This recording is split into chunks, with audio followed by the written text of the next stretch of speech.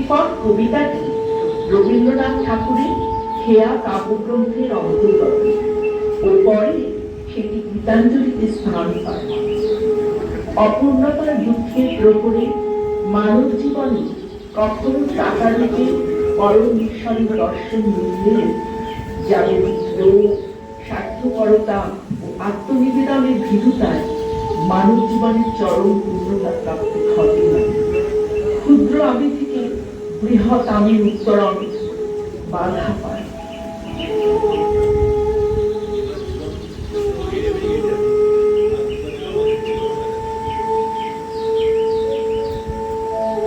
আমি ভিক্ষা করে ফিরতেছিলেন গ্রামের পথে পথে, তুমি তখন চলেছিলে তোমার স্বপ্নরথে। অপূর্ব এক স্বপ্ন সম লাগতেছিল চক্ষে মম। কি বিচিত্র শোভা তোমার, কি বিচিত্র সাজ। আমি মনে ভাবতেছিলেন এ কোন মহারাজ।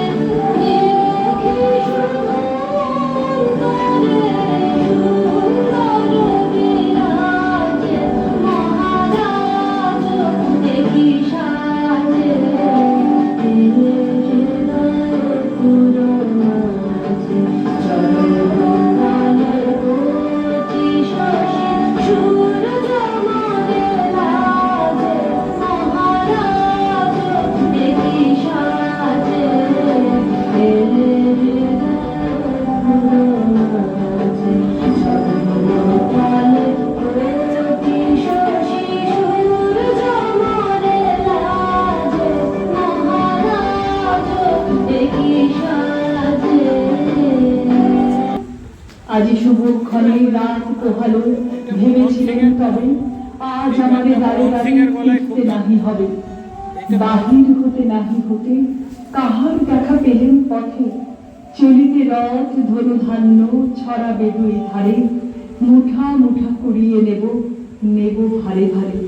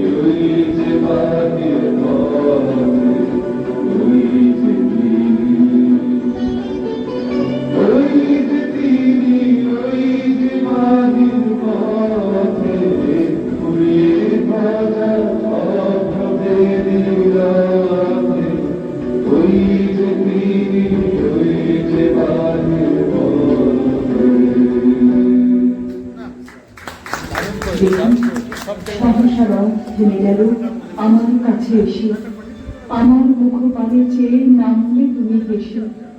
দেখে মুখের প্রসন্নতা জুড়িয়ে গেল সকল ব্যথা, হেন কালে কিসের লাগে তুমি অকস্মাৎ, আমার কিছু দাও গো বলে বাড়িয়ে দেবে হাত। এই কি কথা রাজাধিরাজ, আমার দাও গো কিছু, শুনে ক্ষণকালের তরে রইল মাথা নিচু।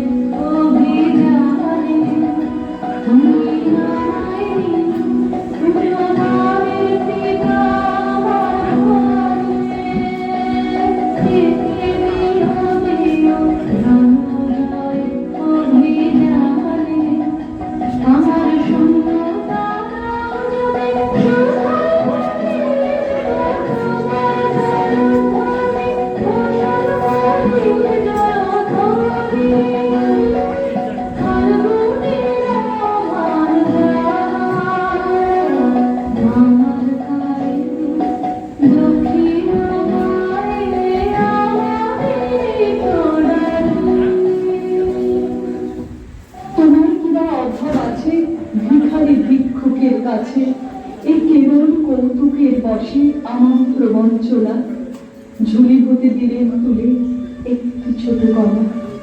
যাবে পাত্রখানি ঘরে এনে উজাড় করি, একই ভিক্ষা মাঝে একটি ছোট সোনার কণা দেখি। দিলেন যা রাজ ভিখারিরে স্বর্ণ হয়ে এলো ফিরে, তখন কাঁদে চোখের জলে দুটি নয়ন ভরে। তোমায় কেন দিইনি আমার সকল শূন্য করে।